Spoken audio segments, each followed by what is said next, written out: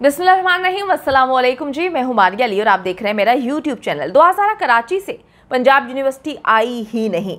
जिंदा लाश and company 10 महीने से लाहौर के इलाके शादी खुई में रिहाइश पजीर थे। फिर पंजाब यूनिवर्सिटी का नाटक क्यों खेला गया? दुआ हज़ारा ने घर के बाहर आकर किसके मोबाइल से रब्ता किया? आज की वीडियो में सारी चीज़ों का कला कमा करेंगे। वीडियो को आखिर तक ज़रूर देखिएगा।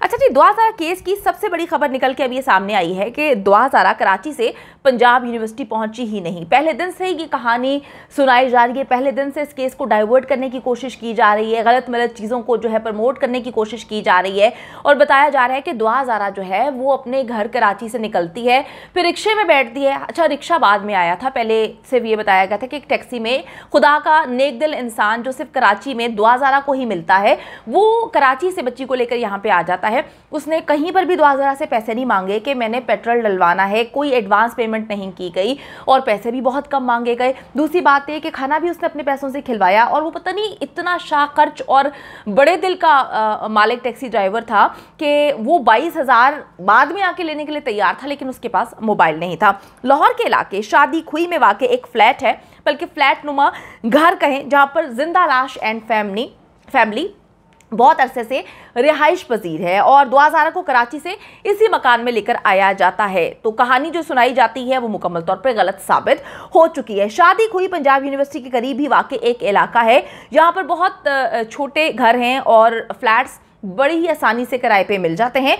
कराची से लाहौर आते हुए मोटरवे से उतरकर 10 से 15 मिनट की मुसाफत पर वाक़ ये इलाका नहर के किनारे पर है, जहां पर एक तरफ पंजाब यूनिवर्सिटी है, यानी कि पंजाब यूनिवर्सिटी से बेहद करीब है ये इलाका शादी खुई, जहां पर ये लोग रिहाइश पजीर थे, यानी कि ज़हीर और उसकी फैमिली, जिसको मैं जिंदा लाश कहती हूँ। अच्छा जी, पहले रोज़ से ही पंजाब यूनिवर्सिटी की दान सुना के इन्होंने इस मामले को मुसलसल ख़राब किया, इन्होंने मामले को उलझाया। अब चीज़ें जब समझ आती हैं तो पता चलता है कि ये लोग तो केस को मुसलसल डाइवर्ट कर रहे हैं। कभी इस केस को उठाकर मेहदी अली काज़मी पर जो है फिट कर दिया जाता है कि मेहदी अली काज़मी ने पता नहीं कितने गुनाह कर दिए, उस पर मुख्तलिफ FIA के केसेस हैं, वो गुनाहगार है, उसने सियालकोट में पता नहीं कौन से गुनाह किए, वो छुप रहा है, उसके बहन भाई हैं, वो झूठ बोल रहा है, कोई प्लॉट का मामला है। फिर जब वहाँ से सारी चीज़ें क्लियर करते हैं मेहदी साहब, तो फिर इसको फ़िरका वारियत का रंग देने की कोशिश की जाती है कि ये शिया सुन्नी का मामला है, शिया सुन्नी फसादात कराने की कोशिश की जाती है,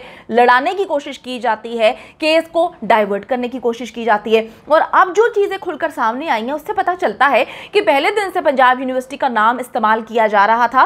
क्यों किया जा रहा था इसकी जो है कोई वजह नहीं समझ आ रही, क्योंकि इतनी बड़ी यूनिवर्सिटी है, एक ऐसी यूनिवर्सिटी जिसका नाम है और दुनिया भर में इस यूनिवर्सिटी को माना जाता है।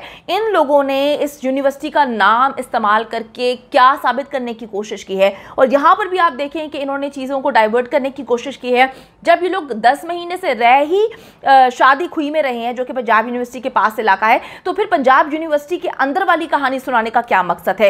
अच्छा जी, अब मैं आपको ये बताती चलूँ कि इन्होंने इस मामले को डाइवर्ट ऐसे किया ताकि जहाँ पर ये रहते हैं शादी खुई, वहाँ की या उसके इर्द गिर्द की पास की कोई CCTV फुटेज निकलवा ना सके। मैं अपनी पिछली वीडियो में जिक्र कर चुकी हूँ, क्योंकि अब तक आपको पता है कि पंजाब यूनिवर्सिटी से 17 अप्रैल की CCTV फुटेज में दुआ हज़ारा नजर नहीं आई। जिंदा लाश एंड कंपनी के जो मालिक मकान है, उन्होंने ये राज खोल दिया है कि दुआ हज़ारा कराची से शादी खुई में मौजूद उनके घर पे लाई गई थी, जहां पर ज़हीर एंड कंपनी जो है रह रही है, रिहाइश पजीर है। और जिंदा लाश भी इस बात का एतराफ़ मुतादिद बार कर चुका है कि दुआ हज़ारा ने उसके घर के बाहर आकर उसको कॉल की है, जिसे बाद में पंजाब यूनिवर्सिटी की किसी लड़की के साथ मंसूब करने की कोशिश की कि अच्छा, बड़ी अजीब सी बात है, यहाँ पर भी मैं आपको कहानी सुनाती हूँ। इनकी कहानी, इनको ना चीज़ों की समझ ही नहीं है, या ज़्यादा समझ है, या बहुत ज़्यादा स्मार्ट जब बनते हैं ना तो फिर इंसान गलतियाँ करते हैं। जब आप बहुत झूठ बोलते हैं तो आपको अपने झूठ याद नहीं रहते। पहले बच्ची कहती है कि जी मैं पंजाब यूनिवर्सिटी जो हूँ फ़लाँ टाइम, देखें जब उसने बताया कि मैं अपने घर से निकलती हूँ, तो जब एस्टिमेट लगाया गया कि जी 13-14 घंटे बाद जब वो पहुँचती है, तो उस वक्त तो जो है अलल सुबह हो गई, संडे वाले दिन था। तो पंजाब यूनिवर्सिटी जो है वो खुली भी हुई है, और अजीब सी बात है कि पंजाब यूनिवर्सिटी में 2 लड़कियाँ भी बाहर बैठी हैं, 2-3 जितनी भी लड़कियाँ, उन्होंने कहा कि जी स्टूडेंट्स बाहर बैठी हुई थी। हम जब खुद जाते हैं पंजाब यूनिवर्सिटी पता करने के लिए, हमारी गाड़ी अंदर जाने लगी थी, उन्होंने हमारी गाड़ी को रोका, और ये रात के सिर्फ 9 बजे का वक्त बता रही हूँ मैं, ये रात के 1-2 बजे का वक्त नहीं था। मैं अपनी गाड़ी में थी, मेरे साथ मेरा ड्राइवर मौजूद था। उन्होंने गाड़ी को रोका, उन्होंने कहा कि जी इस वक्त यूनिवर्सिटी जो है वो बंद है, वीकेंड स्टार्ट हो चुका है, आपने कहाँ पर जाना है। तो मैंने उनको अपना ID दिखाया। उन्होंने कहा कि जी आप स्टूडेंट तो नहीं हैं, आप अंदर रिहाइश पजीर भी नहीं है, तो उन्होंने हमें अंदर जाने नहीं दिया।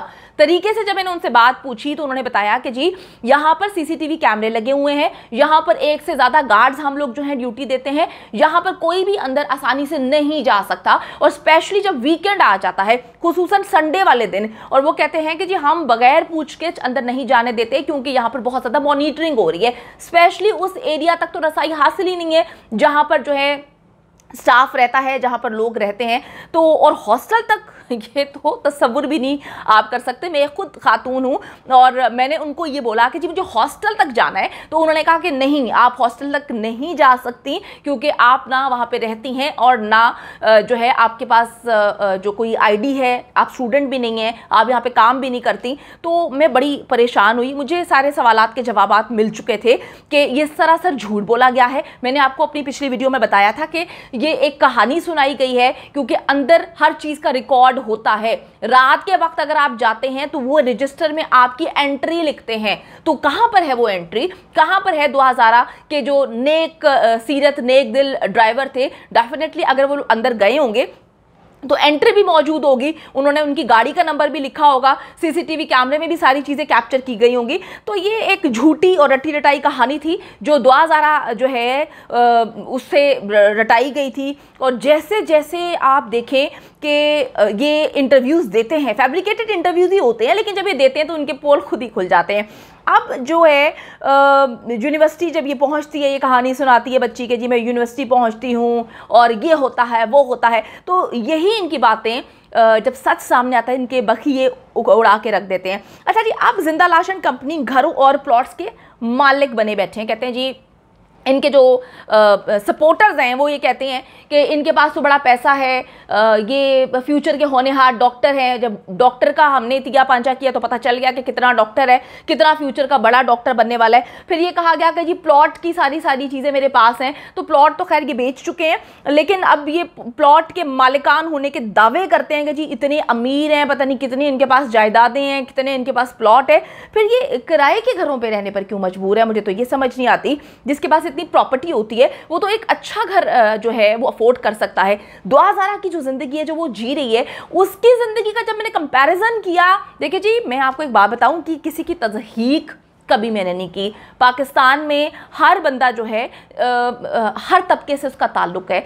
ये तज़हीक करनी नहीं बात, ये इससे बात ये है कि झूठ क्यों बोल रहे हैं, झूठी कहानियां क्यों सुना रहे हैं। कैसे एक बच्ची जो एक लैविश जिंदगी छोड़कर यहाँ पर आके एडजस्ट कर रही है, और घर तो आप लोगों ने देख ही लिया होगा मुख्तलिफ वीडियोस में कि किस तरह के घर में ये लोग रिहाइश पजीर हैं जब से 2000 वहाँ पर आती है। तो अब इन्होंने कहा कि जी हम बहुत ज़्यादा हमारे पास प्लॉट हैं, ये है वो है, तो ये किराए के घरों में क्यों रहते हैं, इनके शनाख्ती कार्ड्स पर एड्रेसेस मुख्तलिफ क्यों होते हैं। पंजाब यूनिवर्सिटी में रहने वाली कहानी ये दुनिया को सुनाते हैं, असल में ये कहीं और पे रहते हैं, मतलब कहीं और रह रहे हैं, किसी और जगह पे रह रहे हैं। ऐसा कौन करता है, मुझे आप कमेंट सेक्शन में जाके जवाब दें कि शनाख्ती कार्ड्स पे मुख्तलिफ एड्रेसेस। आपको याद होगा शबीर जो इनका भाई है उसने बहरिया ऑर्चर्ड के एड्रेस अपने शनाख्ती कार्ड पे लिखवाए हुए हैं, परमानेंट एड्रेस भी लिखवाया हुआ है उसने बहरिया ऑर्चर्ड का। वहां पर भी ये किराए पे रहते थे। जब हमने वहां पर जाकर पता किया तो उन्होंने बताया कि इस तरह का कोई शख्स कभी यहाँ पर रहता नहीं है। हमने कहा शायद किराए पे रहता हो, तो जो एड्रेस उन्होंने वहां पे लिखवाया हुआ तो उन्होंने कहा कि जी हम गुज़िश्ता 5-10 सालों से यहाँ पे रहते हैं, हमने कभी अपने घर को किराए पे नहीं दिया। तो इन्होंने बहरिया ऑर्चर्ड का भी वहाँ पर जो है अपना एड्रेस लिखवाया। उसके बाद पंजाब यूनिवर्सिटी में रहने की कहानी इन्होंने दुनिया को बताई, और असल में ये शादी खुई में पिछले 10 महीने से रह रहे हैं। जो इनके किराए जो इनके मालिक मकान है उन्होंने कहानी सुनाई। तो ऐसा कौन करता है ये मुझे समझ नहीं आ रही। पंजाब यूनिवर्सिटी की इतनी झूठी कहानी सुनाने का मकसद सिर्फ और सिर्फ जो है वो डिस्ट्रैक्शन पैदा करना था। आप देखें जी, लोग गेट उस लड़की और उस वो जो गार्ड्स थे वहाँ पर उनको ढूंढने पे मजबूर हो गए हैं कि जी वो कौन है। लोग जाते हैं वहाँ पे ढूंढने की कोशिश करते हैं, लेकिन वहाँ पर कोई उनको मिलता नहीं है क्योंकि किसी गार्ड ने उनको अंदर जाने ही नहीं दिया था। वो लड़की वहाँ पर मौजूद ही नहीं थी जिसकी झूठी कहानी सुनाई गई। वो टैक्सी ड्राइवर जो दुआ हज़ारा को अंदर लेकर जाता है वो टैक्सी ड्राइवर था ही नहीं।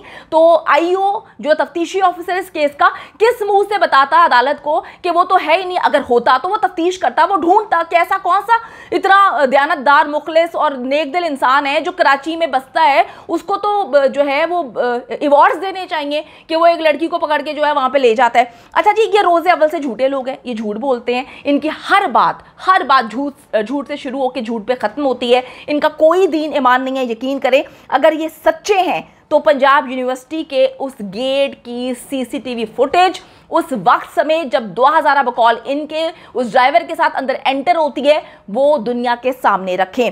अच्छा जी, उस गार्ड को दुनिया के सामने लेकर आए जो गार्ड उस वक्त ड्यूटी पे मौजूद था, जिसने पंजाब यूनिवर्सिटी के अंदर इनको जाते हुए उस गाड़ी का नंबर नोट डाउन किया होगा, पूछा होगा कि लड़की कहाँ पे जा रही है, लड़की ने किससे मिलना है। उस टैक्सी वाले को दुनिया के सामने लेकर आए जो कराची से बच्ची को यहां पर लेकर आ जाता है, बीच में वो टैक्सी कहीं पर नहीं रोकता और उसके पास कोई मोबाइल भी नहीं होता कि बकौल इनके के बच्ची को जो है वो यूनिवर्सिटी अंदर एंटर होने के बाद जो है कॉल करनी पड़ती है उन लड़कियों से जो लड़कियां वहां पर मौजूद ही नहीं थी और उस लड़की को सामने लेकर आए। तो ये सारी चीजें अगर ये लोग सच्चे हैं तो इन सारी चीजों को सामने लेकर आए, दूध का दूध और पानी का पानी हो जाएगा। हाँ, झूठी फुप्पियां, चाचियां, दोस्तें, रिश्तेदार, मोहल्लेदार बनाने से खुदा के लिए गुरेज करें, जो सच्ची चीजें हैं वो सामने लेकर आए ताकि आवाम को भी पता चले कि इन बातों में कितना सच है और ये लोग कितना सच बोल रहे हैं।